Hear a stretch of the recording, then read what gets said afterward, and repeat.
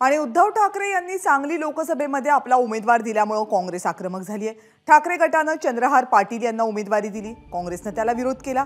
सांगलीची जागा आमची असल्याचं उद्धव ठाकरे यांनी म्हटलं आणि आज होणाऱ्या महाविकास आघाडीच्या बैठकीमध्ये तिढा असलेल्या जागांवर निर्णय होईल असं काँग्रेसचे प्रदेशाध्यक्ष नाना पटोलेंनी सांगितलं।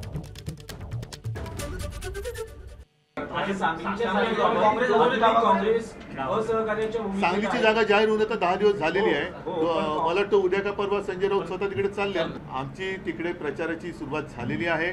माझी अपेक्षा अशीच आहे की त्याचप्रमाणे जशी रामटेकची जागा आम्ही त्यांना सोडली, जी आमची जिंकलेली जागा होती, अमरावती सोडली, कोल्हापूर सोडली, तिथल्या सगळ्या कार्यकर्त्यांना समजावून मी तिथल्या काँग्रेसच्या किंवा राष्ट्रवादीचे जे उमेदवार असतील त्यांच्या प्रचार कार्याला सुरुवात करायला सांगितले। त्याच्याप्रमाणे ते काम सुरू झालेले आहे।